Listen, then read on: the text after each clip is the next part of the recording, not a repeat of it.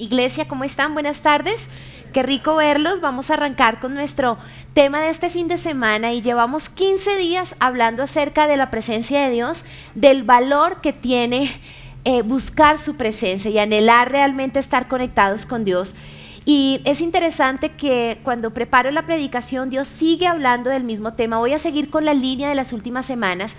Entonces, esta primera parte lo que quiero hacer es que juntos hagamos un recorderis. Me gustaría repasar sobre todo 3 puntos que en estas últimas 2 semanas hemos visto en las predicaciones para que todos quedemos en contexto, podamos empezar a hablar el mismo lenguaje y sea fácil llegar al punto que en este fin de semana les quiero compartir. Lo primero que vimos es que cuando hay familiaridad en nuestra relación con Dios, cuando caemos en rutina, cuando de repente la relación con Dios empieza a volverse acartonada, se nos vuelve familiar, es muy fácil que caigamos en irreverencia. Y el problema de caer en irreverencia con Dios es que nos lleva a pecar. La Biblia llama, cuando nosotros caemos en ese pecado continuo y en esa familiaridad con Dios, llama ese estado Icabod, y eso lo vimos hace 15 días. Icabod significa que la presencia de Dios se quita de un lugar, que la gloria de Dios no la vemos, y eso era lo que le pasaba al pueblo de Israel. Por eso estuvimos repasando 2 historias bíblicas en las cuales vimos cómo Dios una y otra vez habla con el pueblo, habla con los israelitas y les dice: yo les mandé a hacer un arca, un cajón, un mueble, como símbolo de mi presencia, pero ustedes se están volviendo tan familiares con el arca que creen que por tener el arca yo estoy con ustedes, y no es así. Y entendimos entonces que una cosa es tener el arca, el mueble, y otra cosa es tener el respaldo de Dios. Los israelitas no lo entendían y por eso el Icabod los separó de Dios aún teniendo el arca. Finalmente, la semana anterior, la última parte de la predicación del pastor termina haciéndonos una reflexión increíble y él empieza a decir: mientras hay mentira, no vamos a conquistar la tierra prometida. Si nosotros seguimos en el pecado, no vamos realmente a contar con el favor de Dios. Necesitamos no solo predicar de gracia, sino hablar del mensaje de santidad, porque la promesa de esa tierra prometida va de la mano a que Dios esté con nosotros. Y Él nos dice, la presencia de Dios es lo que nos santifica, y la tierra prometida que vamos a lograr en cada una de nuestras vidas la vamos a alcanzar si estamos con Él. Y no solo en nuestra vida personal, sino como iglesia. Él dice: iglesia, necesito como pastor que empecemos a arrepentirnos, porque la tierra prometida para extendernos como iglesia nos será dada cuando estemos viviendo en santidad. Ese fue el cierre de hace 8 días y entonces todos empezamos a preguntarnos cómo podemos acercarnos a Dios, cómo yo vuelvo a recuperar esa relación con Dios, cómo hacemos para conquistar la tierra prometida, cómo hago las paces con Él. Y esa es la pregunta que vamos a resolver este fin de semana. El título de la prédica es ¿cómo recupero el favor de Dios? Ese es el título. Y para eso vamos a ir al libro que hemos estudiado en estos 15 días, que es el libro de Primera de Samuel. Vamos a estar viendo Primera de Samuel capítulo 5, capítulo 6 y sobre todo vamos a profundizar el capítulo 7, porque vamos a volver a estudiar qué pasó con el pueblo de Israel y Dios, porque el pueblo de Israel pasó por un momento de crisis como el de nosotros, en el cual decimos: Dios, pecamos, hay Icabod, pero queremos hacer las paces contigo. ¿Qué tenemos que hacer para reconciliarnos contigo? Y Israel se entendió y quiso buscar la presencia de Dios, y vamos a ver los pasos que tuvieron que atravesar para tener de nuevo el favor de Dios. Los voy a ubicar entonces en lo que está pasando en 1 Samuel capítulo 5. Les explico el contexto. Los israelitas entran en un combate con un ejército, con un pueblo enemigo que se llaman los filisteos. Los filisteos eran los malos del paseo. Y resulta que se encuentran en una región que se llama Ebenezer. ¿Cómo se llama? Lo van a escribir porque es una palabra clave que vamos a retomar más adelante. Ebenezer es con Z, entonces ¿cómo se dice? Ebenezer, eso. Entonces escríbanlo y lo tienen ahí pendiente para más adelante. En esa región entran los israelitas con los filisteos, pero están en Icabod, es decir, ¿Dios está con ellos o no? No está con ellos. Entonces pierden la batalla y no solo mueren muchos israelitas, sino que lo más triste de este ataque es que el arca es capturada. Los filisteos toman ese mueble, el cajón, el arca, y lo llevan a su territorio. En territorio filisteo Dios decide mostrar su poder a los filisteos. Dios dice, yo no quiero que ellos crean que yo soy el mismo Dios de todos los dioses que ellos adoran, voy a mostrar mi poder. Y en esa primera ciudad donde es llevada el arca, de repente trae juicio sobre los filisteos, y la Biblia nos dice que desde los niños hasta las personas mayores se llenaron de tumores, se empezaron a llenar de tumores, les empezaron a dar ataques de pánico, y eso generó que los filisteos se reunieran y dijeran, ¿saben qué? Trastiemos el arca, o sea, este mueble es un chicharrón, por favor trastiemos esa otra ciudad. Y la mandan a otra ciudad dentro del territorio filisteo. ¿Qué pasa en esta segunda ciudad? Vuelve y juega, se llenan de tumores otra vez. Y vuelven los ataques de pánico y ellos dicen, esto está terrible, por favor saquemos esto de esta ciudad, y trasladan a una tercera ciudad filistea el arca. ¿Qué pasa cuando llega a esa tercera ciudad, iglesia?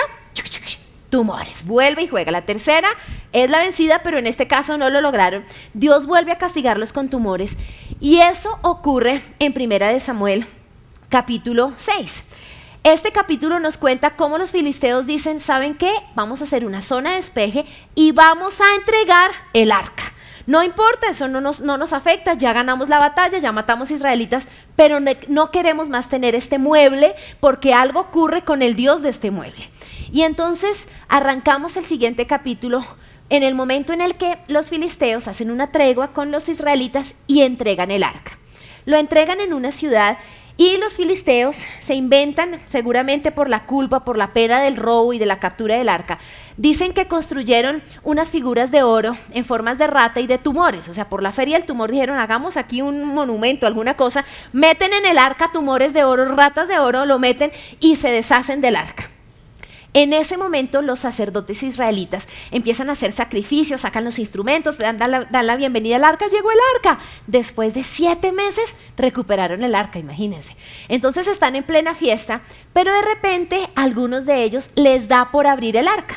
No sabemos si era porque querían chismosear los tumores, las ratas de oro, o tal vez porque pensaron, ay, después de 7 meses de nuestro pecado, tal vez el estándar de santidad de Dios empezó a bajar. Ay, miremos, yo creo que Dios ya está feliz, ya pasó de territorio enemigo a nuestro territorio, tal vez ya no esté tan bravo, tal vez algo pasó. Vamos a ver cuál fue la respuesta de Dios. Primera de Samuel 6:19. Algunos hombres de ese lugar se atrevieron a mirar dentro del arca del Señor, y Dios los mató. Fueron 70 los que perecieron. El pueblo hizo duelo por el terrible castigo que el Señor había enviado. Imagínense esto, iglesia. El mismo Dios que trae juicio sobre los filisteos es el mismo Dios que aún en territorio israelita los castiga. ¿Por qué? Porque es un Dios santo y porque el tiempo de los 7 meses no había restaurado la relación con Dios. Así los israelitas pensaran que el tiempo lo curaba todo. En ese momento los israelitas se reúnen y dicen, saquemos el arca de esta ciudad. Entonces deciden buscar en el territorio israelita una ciudad y una casa bien lejana. La Biblia dice que encontraron la casa de un hombre que se llamaba Abinadab y su casa era en una montaña. O sea, el cuarto de San Alejo, allá mandaron el arca. Nunca más tocaron el arca, nunca más la abrieron. Es decir, quedaron súper alineados después de este pecado, no hubo irreverencia. Pero entonces se fueron al otro extremo y cometieron otro pecado. Indiferencia frente a la presencia de Dios. No les interesó empezar a restaurar su relación con Dios. Sencillamente dejaron el arca archivada en ese lugar, en esa casa. ¿Cuánto tiempo duró el arca en la casa de Abinadab? 20 años, dice así. El arca permaneció en Kiriat Yarim durante mucho tiempo. Pasaron 20 años y todo el pueblo de Israel buscaba con ansiedad al Señor. Quiero que piensen esto, iglesia. 20 años y 7 meses. 20 años en los cuales el arca está en territorio correcto, pero el Dios del arca no está. Y finaliza el versículo diciendo que el pueblo empieza a buscar con ansiedad a Dios. ¿Y saben por qué lo busca con ansiedad? Porque entendieron la seriedad del asunto. Cuando ustedes y yo pecamos, iglesia, la mayoría de veces creemos que no es tan grave.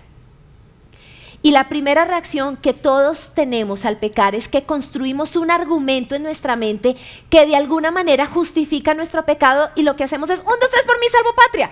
Fue ella, 1, 2, 3 por mí, salvo patria, fue la serpiente. Todos lo hacemos porque lo heredamos ¿de quién? de Adán y Eva. Entonces nosotros pecamos y empezamos a construir una razón que justifique lo que hacemos. Y el paso que sigue a esa razón es que asumimos una actitud de orgullo que dice, ay, Dios me va a perdonar, tarde o temprano se le va a pasar. Él está distante, pero finalmente Dios es amor, Él me ha perdonado, tarde o temprano hacemos las paces, porque asumimos que hacer las paces con Dios es como lo hacemos con la gente que nos rodea, que ay, eso mañana le doy un regalo, ay, déjelo así, no le hable, que eso pasado mañana ya nos vuelve a hablar. Creemos que así es con Dios, y los israelitas creyeron eso. El problema es que pasaron las semanas, pasaron los meses, y en este caso pasó ¿cuánto tiempo? 20 años. Y entonces los israelitas se dan cuenta que es de verdad la distancia de Dios con ellos. Se dan cuenta que Dios no ha ido detrás de ellos a buscarlos. Y que 20 años después pueden seguir pasando otros 20 años y que son ellos los que tienen que tomar la decisión de volver a Dios y de buscar de nuevo su favor. En ese momento los israelitas reconocen que sus argumentos no sirven de nada, se les van las justificaciones y dicen vamos a pedir ayuda. Y acuden a un hombre que en su casa no tiene el mueble, no tiene el arca, pero es un hombre que tiene la presencia de Dios, el profeta Samuel.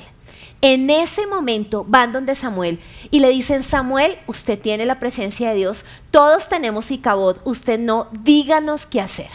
Queremos recuperar el favor de Dios, queremos que Dios habite en nosotros. No puede ser que siendo el pueblo de Dios, Dios no esté con nosotros. ¿Qué tenemos que hacer?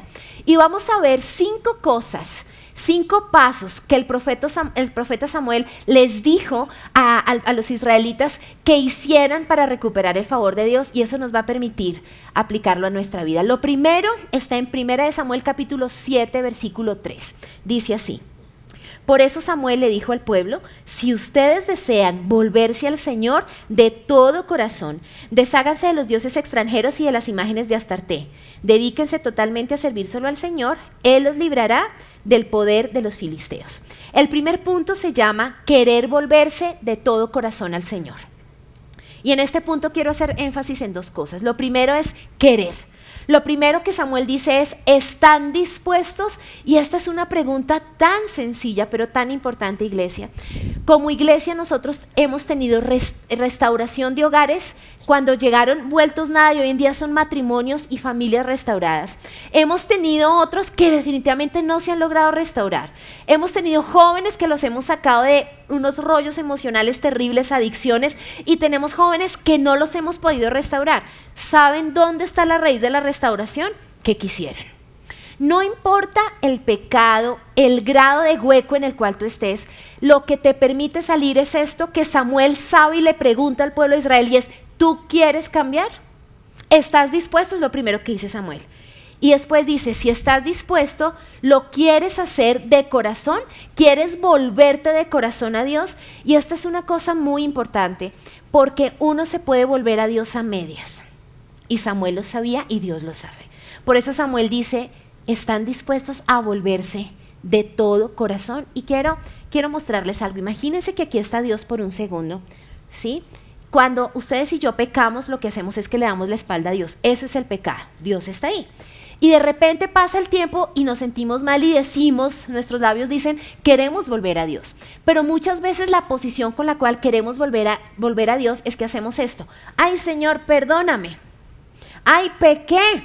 Mi pregunta es, ¿yo ahí estoy volviendo de corazón a Dios? No, eso nos pasa a los líderes con las ovejas. Hay ovejas que dicen, ay, líder, ups, caí. Pero no se están volviendo. Pero hay un momento donde todos nosotros, y una oveja también, hace esto. Y entonces mi corazón está frente al corazón de Dios. Mis ojos miran a Dios. Yo estoy dispuesto a tener un encuentro cara a cara con Él. Y allí empieza la restauración. Si yo me he vuelto, ¿sí?, a medias y no me vuelvo realmente de corazón, es muy difícil el cambio. Por eso Dios nos hace esa pregunta el fin de semana. ¿Quieres? ¿Y lo vas a hacer de todo corazón? Solo así empieza el camino de regreso a buscar el favor de Dios. Lo segundo que le dice Samuel a los israelitas es que deben quitar los ídolos. Dice así, desháganse de los dioses extranjeros y de las imágenes de Astarté. Dedíquense totalmente a servir al Señor y Él los librará del poder de los filisteos. Y nosotros podríamos seguir leyendo la Biblia diciendo, ay, Astarte, si eso es una muñequita y una Barbie ahí que hicieron y la adoraron. Pero realmente Astarte no es una diosa del pasado, es alguien que todavía está en medio nuestro y hoy la vamos a desenmascarar. ¿Quién es Astarte? Astarte es una diosa fenicia, es la diosa de la fertilidad, pero principalmente Astarte en los fenicios y en los israelitas que la adoptaron como diosa, recibe adoración por dos causas principalmente. La primera causa por la cual esta diosa recibe adoración o este ídolo falso es porque exalta los sentimientos. Es la diosa que exalta los sentimientos. ¿Eso qué quiere decir? Que cuando nos dejamos guiar porque sentimos y defendemos lo que sentimos por encima de la voluntad de Dios, ¿quién recibe adoración, amada iglesia? Astarte. Y la segunda causa por la cual Astarte recibe adoración es porque es la diosa que exalta los placeres carnales. Es decir, área sexual sucia, emociones súper complicadas. ¿Quién recibe adoración? Astarte. Nos vamos al Nuevo Testamento y en Gálatas 5:19 el apóstol Pablo escribe la epístola a esta iglesia y dice, iglesia, ojo, porque es muy fácil caer en los deseos de la carne. Y las tres primeras cosas que Pablo enumera es inmoralidad sexual, impureza y libertinaje. Lo mismo que estaba ocurriendo en el pueblo de Israel. ¿Qué significa esto? Cuando tú defiendes por encima de los límites de Dios solo lo que sientes y además hay desorden en tu área sexual, tu Dios no es Jesús, sino que hay un ídolo en tu área emocional y hay un ídolo en tu área sexual. ¿Y tu Dios quién es? Astarte. Y la regla es esta: es imposible recuperar el favor de Dios si Astarte está metida. Samuel lo sabía. Samuel lo segundo que dice es, quieren, y después dice, saquen a Astarte. Ustedes me dicen que quieren la presencia de Dios, entonces saquen a Astarte. Y eso es lo que Dios nos dice este fin de semana, iglesia. Por eso nos vamos a hacer tres preguntas importantes. La primera de ellas es, ¿cómo está nuestra área emocional? Porque necesitamos identificar si de pronto por ahí hay un ídolo y tenemos una Astarte metida por ahí. La segunda pregunta es, ¿cómo estamos tomando nuestras decisiones? Las decisiones de las últimas semanas, ¿cómo las hemos tomado? Porque nos sentimos rechazados y es que nadie nos saludó y de repente nadie me entiende. O sencillamente porque me sacaron la piedra y esto es lo que voy a hacer y punto. O sencillamente la emoción, póngale la emoción que quiera, rabia, rechazo, desaprobación, su decisión se ha basado en lo que siente y no en la voluntad de Dios. Adivine quién está feliz recibiendo adoración. Astarte. Tercera pregunta, ¿cómo está nuestra área sexual? ¿Hay pureza o hay inmoralidad sexual?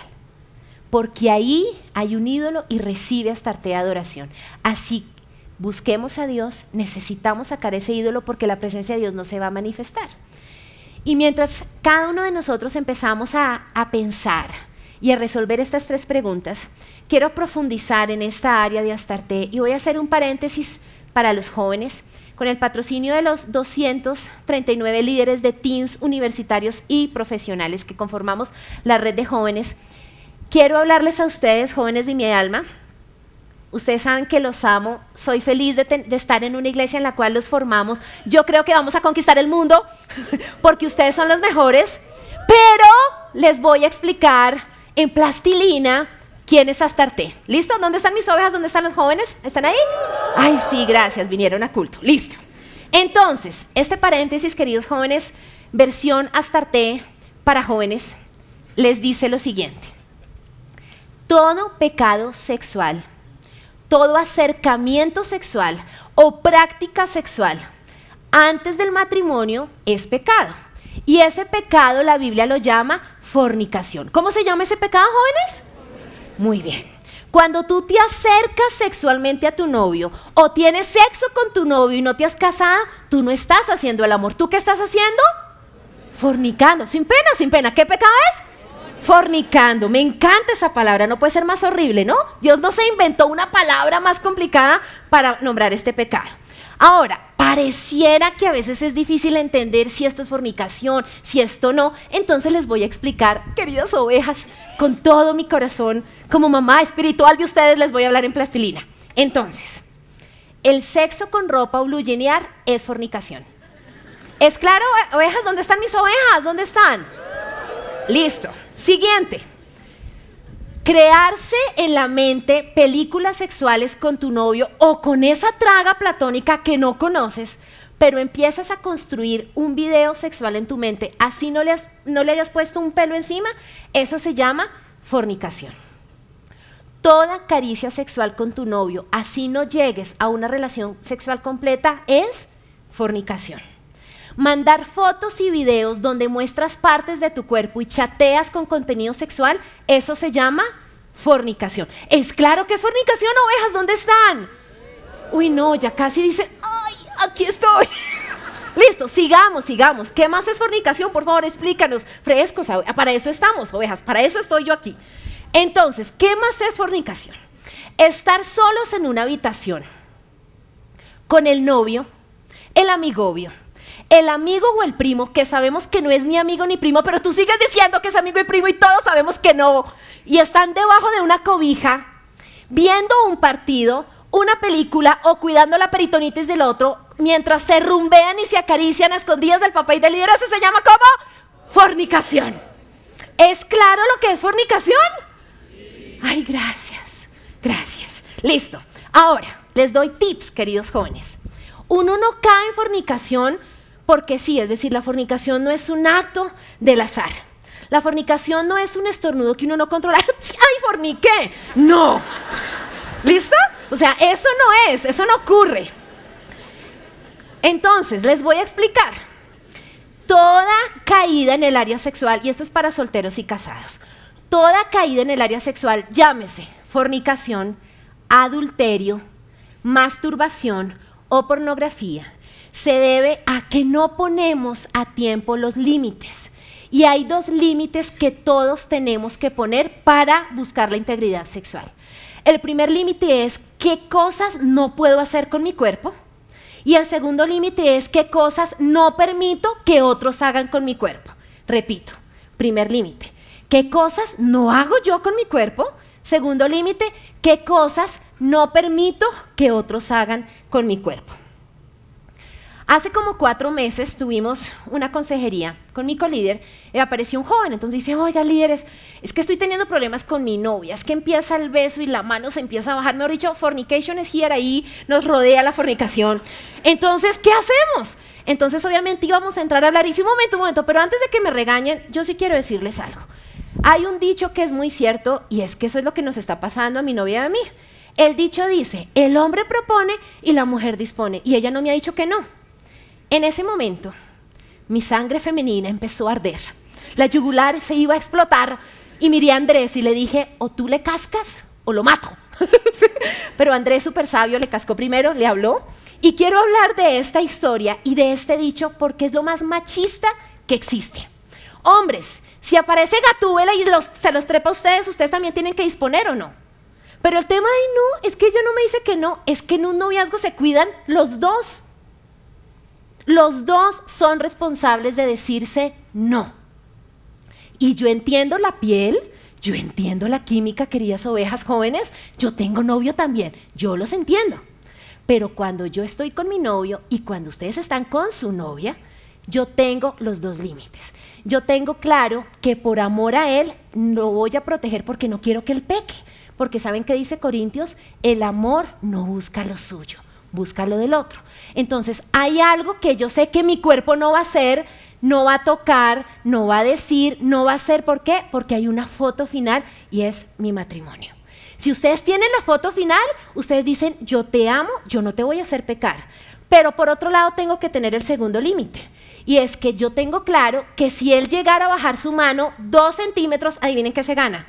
Una cachetada. ¿Es clarísimo? Clarísimo.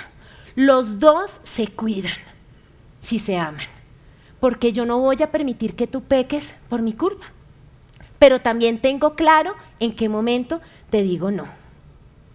Ahora, nuestras grietas sexuales arrancan con cosas muy sencillas que a veces desconocemos y que quiero decírselas para que piensen. Cosas tan sencillas como, ¿qué dice la foto de tu perfil de Facebook? ¿A Dios le gusta la foto de Facebook? Con jóvenes muchas veces les decimos, esta noche vas a orar y le vas a decir al Señor, Señor, ¿esta foto de Facebook pasaría tu filtro? Porque hombres, no nos interesa conocer tu six-pack, de verdad, gracias por ir al gimnasio, no nos interesa. Niñas, mostrar el hombro, la espalda, la blusa de tiritas y la mirada de ven, hola, no es de Dios. Yo les digo a mis ovejas niñas esto, ¿qué quieres que el man que te conozca piense de ti? ¿Que estás linda o que estás buena? Son dos cosas muy distintas. ¿Dónde están mis ovejas? ¿Dónde están? ¿Dónde están? Ay, sí, todavía viven, gracias Señor, gracias. ¿Listo? Entonces, ¿qué van a llegar a hacer, queridos jóvenes, esta tarde en Facebook? Van a preguntarle a Dios qué dicen sus fotos. Porque queremos el fuego de Dios, pero hay fornicación y hay inmoralidad sexual. Ahora, si oyes música con contenido sexual y ves videos con contenido sexual y sigues los dos realities que se están colocando en televisión, es imposible que pienses lo bueno. Es imposible. No puedes ver eso ni escuchar eso. Sería, mejor dicho, no existe el milagro para que tu mente esté sana si sencillamente estás viendo esa pornografía. No funciona. ¿Listo? Ahora, ovejas mujeres, ¿cómo esperan que su novio sea santo y no tenga luchas sexuales si te vistes con transparencias? Si cada vez que te agachas le muestras el color de la tanga que tienes. ¿Cómo pretendes? Así sea el ángel Gabriel va a caer. ¿Cómo pretendes que tu novio sea santo si te le sientas en las piernas? Niñas del lugar de su presencia, ustedes no se sientan en las piernas de su novio. ¿Es claro dónde están mis ovejas? ¿Dónde están? Ah, bueno. ¿Es claro? Es claro. Listo. Ahora, hombres, borregos, jóvenes de mi alma, borregos, pónganme atención. Yo espero que la novia que tienen, su cuasi novia, su proyecto de novia, no sea una Proverbio 7. Si usted no sabe qué es una Proverbio 7, le pido que lo lea esta noche. La Biblia dice que una Proverbio 7 es una mamacita que nunca le dice no, que alimenta su ego y nunca lo confronta y no lo lleva a la presencia de Dios, sino que solo hace lo que usted le pide. Si esa es la mujer con la cual está, no es lo que Dios les está dando. Y no es la mujer con la cual ustedes se pueden casar, no es la voluntad de Dios. Ahora necesito tomar un sorbo de agua y que respiremos. ¿Todos respiramos, por favor? Esto ha sido muy duro. Listo. Cierro este paréntesis con esta frase y es la siguiente. Muchos de nuestros rollos sexuales, iglesia, se deben a que no sabemos lo que valemos. Por eso les hago estas preguntas. ¿Cuánto vale un beso tuyo? ¿Cuánto vale tu cuerpo? ¿Cuánto vales tú? Ay, vale una invitación a cenar. No me digas, te llevó serenata. Ay, te trajo un perfume, te dijo 3 versículos. ¿Eso vale? Eso es muy poquito. Tú vales más que eso. Cuando tú sabes lo que vales en Dios y lo que vales para Dios, tú no te regalas. El problema es cuánto vales. Ahí está la raíz de tu atadura sexual. Y adivinen quién está feliz recibiendo adoración. Astarte. Y la presencia de Dios no está. Cierro el paréntesis y seguimos con los israelitas. Tercer punto. Después de quitar a Astarte, la Biblia dice que sacaron y derramaron agua. Vamos a leer eso. Dice, cuando los israelitas se reunieron en Mizpa, sacaron agua y la derramaron ante el Señor. Derramar el agua era una manera de simbolizar que el corazón estaba rendido ante Dios. Era una práctica que el pueblo de Israel hacía y así como sacaban el agua y la regaban, le decían a Dios, aceptamos la falta, nos queremos humillar. Hay humildad en nuestro corazón, nos rendimos. Dejamos, mejor dicho, de seguir empuñando nuestro brazo, nos rendimos. Tú ganas, hemos pecado. Pero no solo lo hacen con un corazón humilde. Lo cuarto que Samuel les dice a los israelitas que tienen que hacer es que deben entrar en un ayuno. Dice así, también ayunaron durante el día. Esto significa que no solo querían pedir perdón de palabras, sino que el ayuno era dejar por un tiempo aún algo bueno, ¿sí? Pero lo iban a dejar, ¿saben para qué? Para decirle a Dios, yo quiero lo mejor, yo quiero tu presencia. Es más fácil decir con palabras, ¿sí? Perdóname.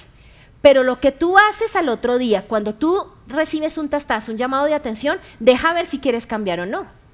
tus hechos muestran el arrepentimiento, no tus palabras. Es más fácil decir perdón, pero mostrar que realmente quieres cambiar es otra cosa. Y el pueblo quería que Dios viera que realmente querían cambiar. Por eso no solo rinden el corazón y lo vacían como el agua, sino que dicen vamos a ayunar. Vamos a hacer algo en nuestra conducta que deje ver que yo quiero buscar la presencia de Dios. Lo quinto que hicieron fue una confesión pública. Versículo 6 dice, y públicamente confesaron, hemos pecado contra el Señor. Y eso me habla de rendir cuentas. El pueblo de Israel se enfrenta a la figura de autoridad, a Samuel. ¿Y saben qué dicen? Líder, profeta, aquí están los argumentos, se va a la justificación y ante ti como figura de autoridad y como mediador y ante el mismo Dios, hoy decimos, hemos pecado en contra del Señor. Entre esposos se tienen que rendir cuentas y contamos con una iglesia que tiene la visión celular donde podemos tener un líder o una persona de su equipo de trabajo a la cual alzar la mano y decir, he pecado, necesito ayuda. Y no buscamos al líder porque el líder nos absuelva de la culpa, solo Dios perdona. ¿Saben por qué buscamos a un líder y rendimos cuentas, iglesia? Porque nuestro orgullo lo necesita, esa es la razón. Porque cerrando el ojo es muy fácil decir perdóname, pero darle la cara a alguien me lleva a morir y a que mi orgullo sea doblegado. Por eso lo hacemos, porque nuestro orgullo lo necesita. En este momento el pueblo de Israel va en un proceso increíble de santificación.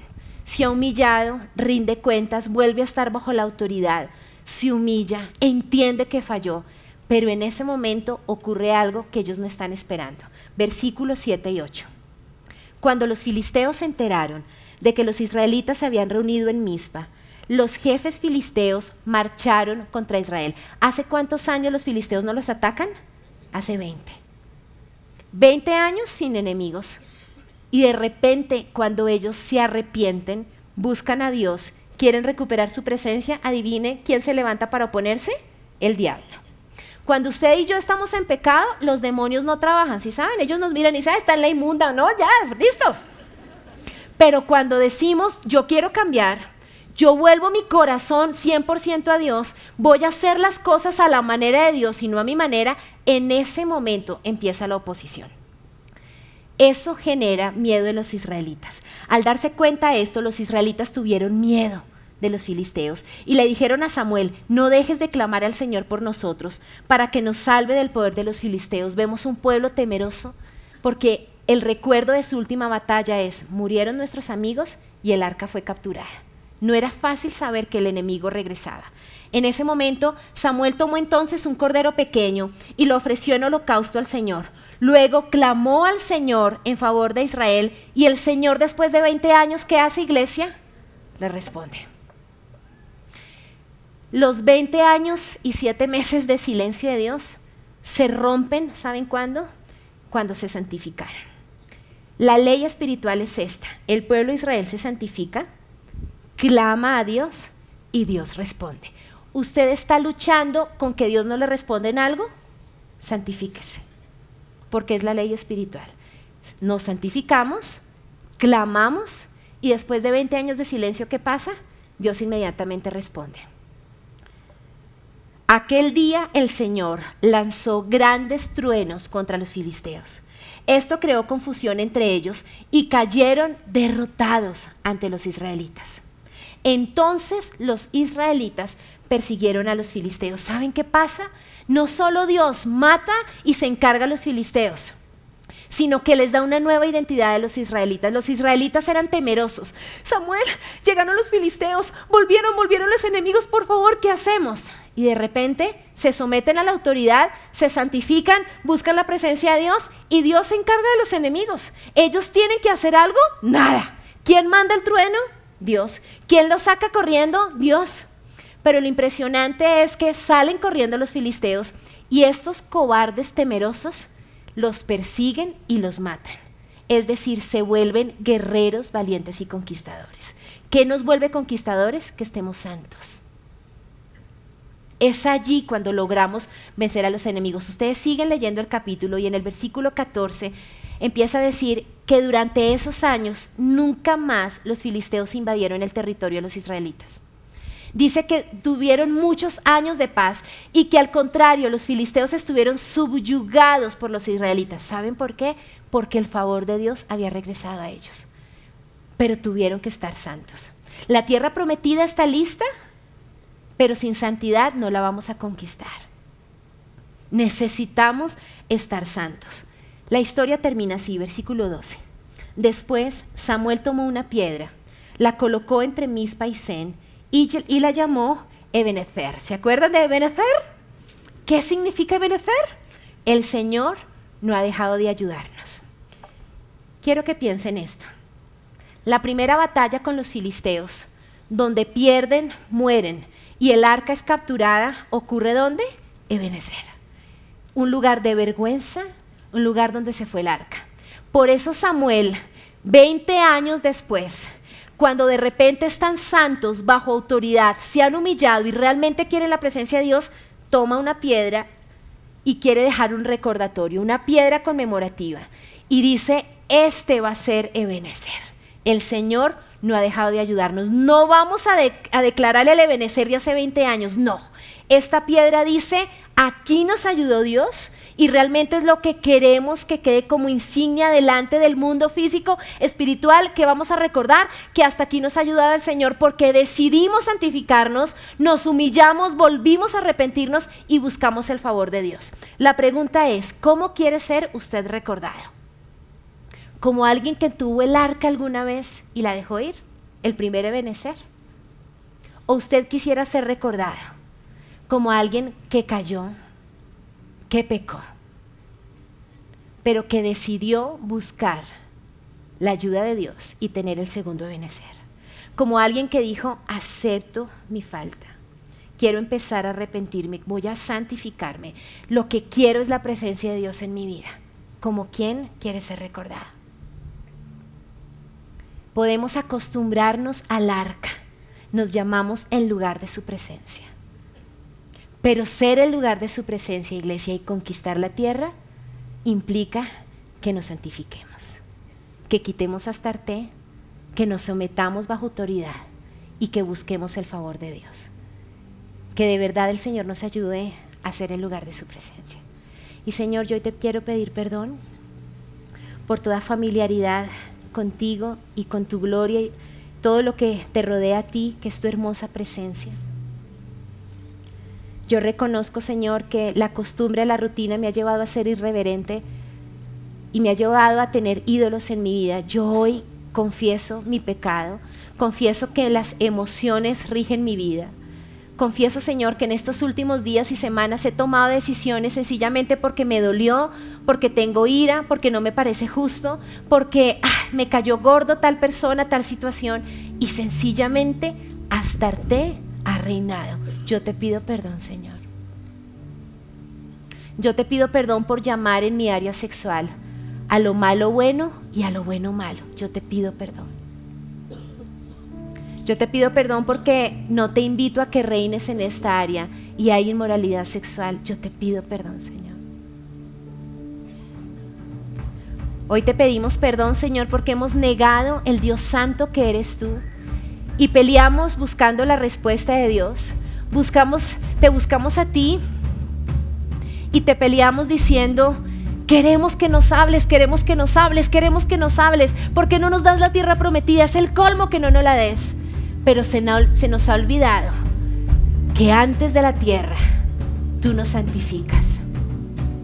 Por eso hoy queremos pedirte que nos perdones y que nos des una nueva oportunidad, Señor, para empezar a caminar hacia ti. Que así como los israelitas empezaron paso a paso, desde hoy podamos iniciar el camino de regreso a buscar el Dios del arca, el Dios vivo que no está en un nombre, sino que realmente anhela ser encontrado. Ayúdanos a volvernos de corazón a ti, perdónanos por el orgullo, perdónanos por esperar que los meses y que los días curen el pecado. Yo hoy clamo, Señor, que nos des convicción de pecado y que podamos arrepentirnos de verdad.